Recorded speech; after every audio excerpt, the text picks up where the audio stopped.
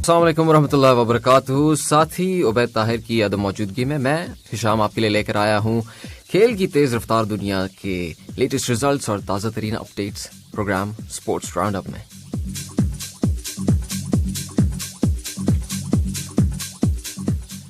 जी दोस्तों, आज बात करेंगे हम कतर स्टार्स लीग के आखिरी दिन के खेल के रिजल्ट्स की।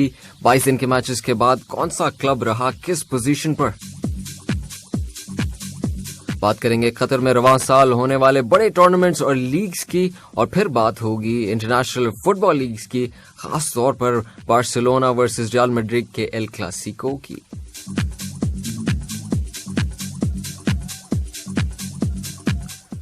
लिवरपूल के बार्सिलोना के 18 साल मिडफील्डर को खरीदने की खबरें भी आ रही हैं, और आखिर में फिर बात होगी पाकिस्तान के मुसलसल क्रिकेट की दुनिया में रिकॉर्ड्स अपने नाम करने की।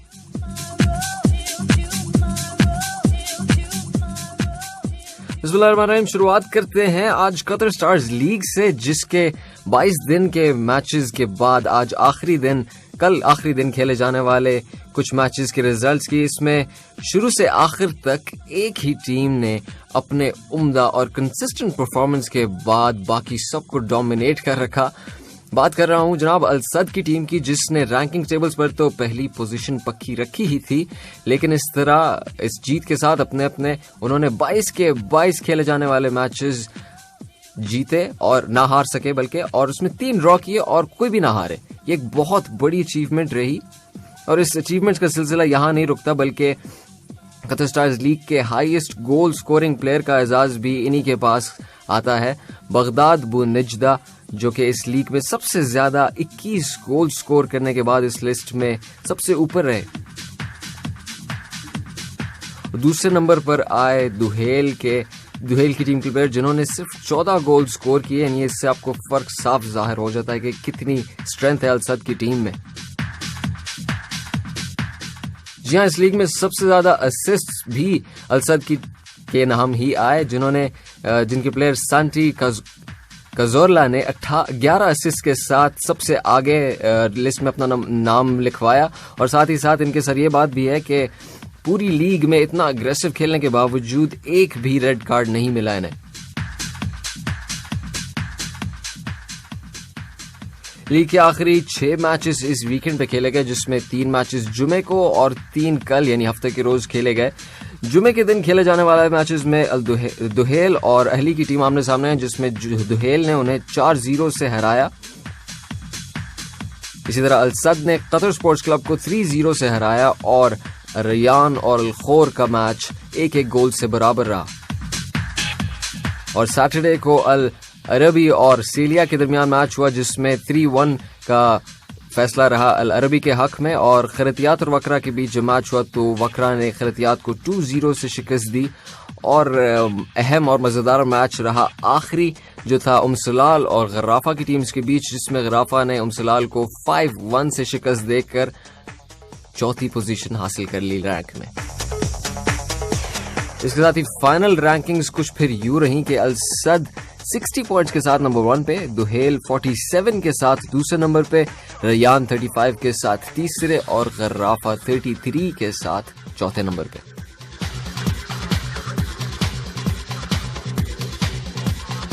कतर स्टार्स लीग की अहमियत की याद दहानी इसलिए भी जरूरी है क्योंकि इस लीग के 16th राउंड के विनर्स इस साल होने वाले अमीर कप के क्वार्टर फाइनल्स के लिए ऑटोमेटिकली क्वालिफाई कर जाते हैं।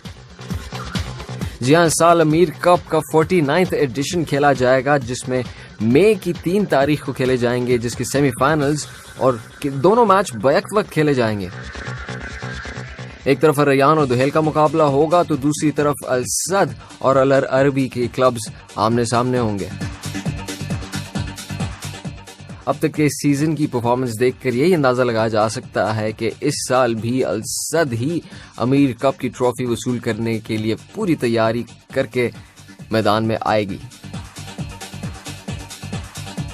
लेकिन खेल की दुनिया में सिर्फ अंदाजे ही लगाए जा सकते हैं। जी हाँ, अमीर कप का फाइनल मैच अल सद के ही होम ग्राउंड में खेला जाएगा, यानी अल सद स्टेडियम में 14 मई को यह मैच खेला जाएगा। और वो यानी कि अल सद इससे पहले 16 बार ये कप अपने नाम कर चुके हैं। 17 बार होगा कि नहीं पता चलेगा 14 तारीख को, तो अपने कैलेंडर्स मार्क कर लीजिए।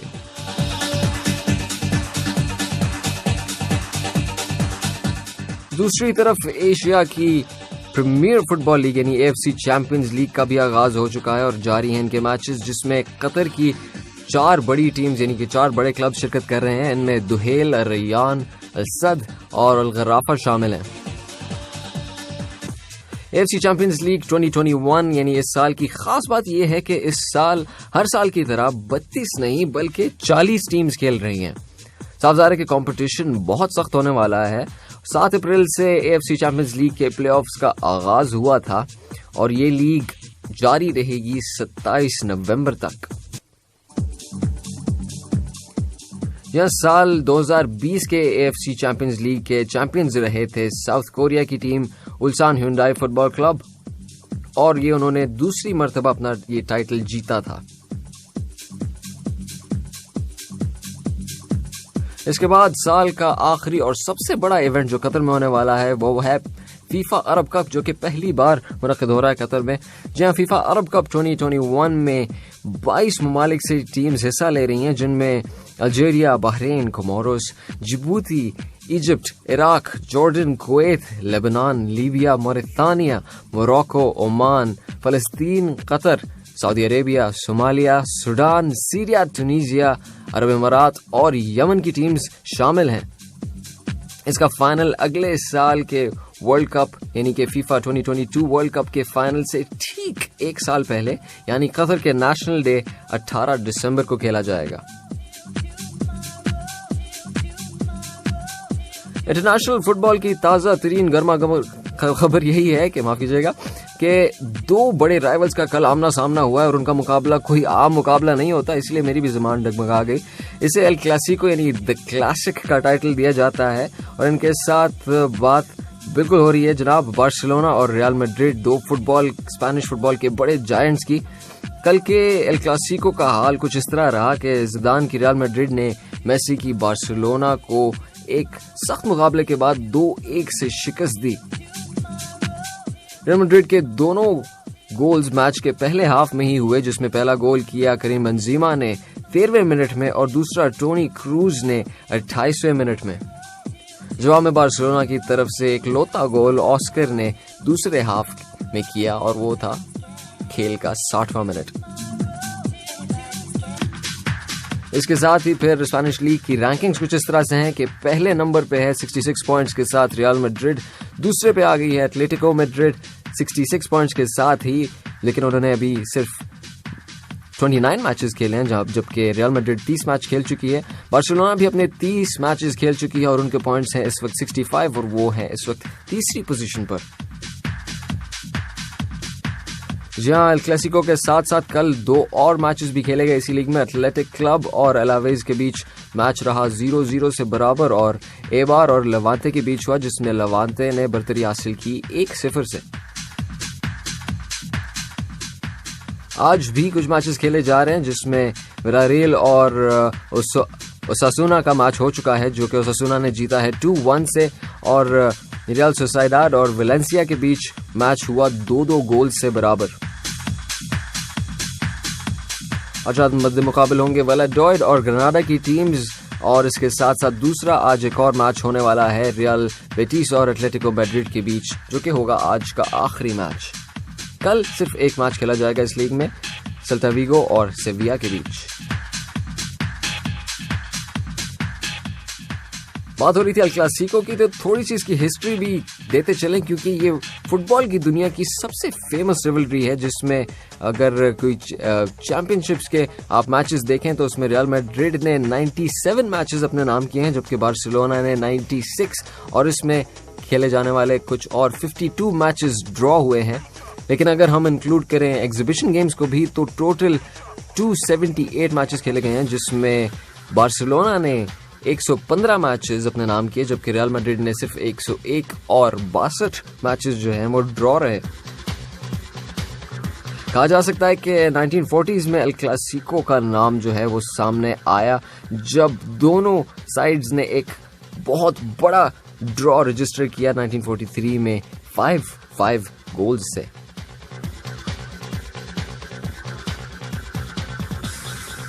करते करते बात जब अब इन कुछ सालों की आती है, तो लियोनेल मेसी जो कि इस वक्त बार्सिलोना के प्लेयर हैं, वो इस वक्त एल क्लासिको के ऑल टाइम टॉप स्कोरर रहे हैं ला लीगा में, और उनका इन्फ्लुएंस जो है वो पूरी टीम पे वाज़े नजर आता है। बस अब कुछ मैचेस ये ना जीत सके, लेकिन एक जो बड़ी किसी भी फुटबॉल के दीवाने की मेमोरी में एक पिक्चर जो है वो हमेशा के लिए छप जाएगी, वो था 2017 में होने वाला मैच जिसमें बार्सिलोना ने 3-2 से इंजरी टाइम में जाके क्लासिको जीता था, अपने नाम किया था, जिसमें मेसी ने अपनी शर्ट उतार कर बर्नाब्यू के अपने फैंस को दिखाई थी।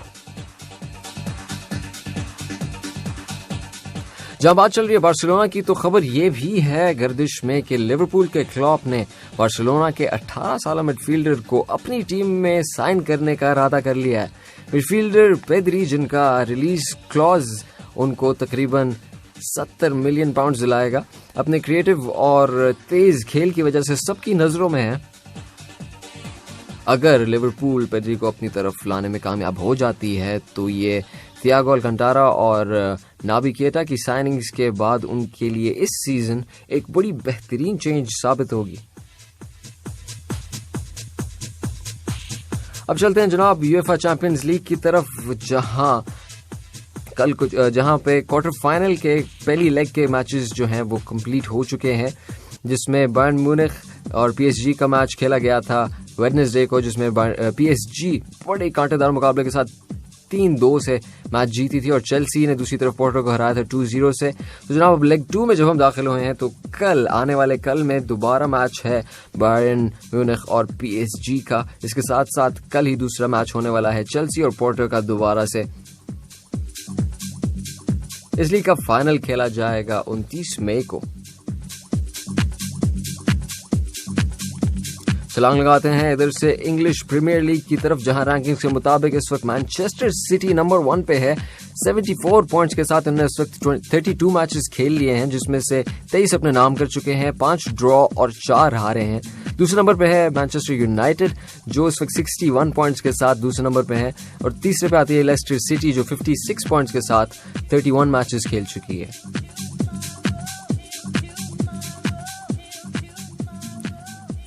जहां इंग्लिश प्रीमियर लीग के इस वक्त भी एक मैच जारी है, टॉटनहैम और मैनचेस्टर यूनाइटेड के बीच एक मैच जारी है जो 45 मिनट्स तक, जिसका रिजल्ट कुछ ऐसा था कि टॉटनहैम ने 1 गोल स्कोर किया था, जबकि मैनचेस्टर यूनाइटेड फिलहाल 0 पे ही थी, लेकिन एक और हाफ बाकी है तो कुछ भी हो सकता है। आज दूसरा मैच खेला जाएगा शेफील्ड यूनाइटेड और आर्सेनल के बीच।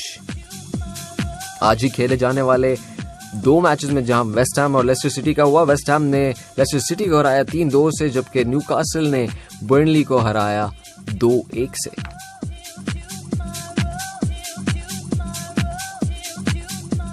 अब जनाब दौड़ते हैं तेजी से क्रिकेट की खबर की तरफ, जहां कल पाकिस्तान ने अपनी T20 हिस्ट्री का सबसे बड़ा टारगेट चकनाचूर कर डाला। जी हां, पाकिस्तान ने जो इस वक्त साउथ अफ्रीका के टूर पे हैं, साउथ अफ्रीका के खिलाफ 189 यानी कि 189 रन का बड़ा टारगेट अबूर करके न सिर्फ 4 T20 इंटरनेशनल मैचेस की सीरीज का फातिहाना अंदाज में आगाज किया, बल्कि सीरीज में 1-0 की बर्तरी भी हासिल कर ली है। साउथ अफ्रीका की टीम इस दफा 3 नए प्लेयर्स के साथ मैदान में उतरी और उनके कैप्टन ने टॉस जीतने के बाद पहले बैटिंग का फैसला किया। बैटिंग उनकी बिल्कुल कामयाब रही, जहां एडन मार्कम और हेनरिक क्रासन ने दोनों ने 50-50 अपनी की और उसकी मदद से पूरा हदफ हुआ 188 रन 20 ओवर्स में।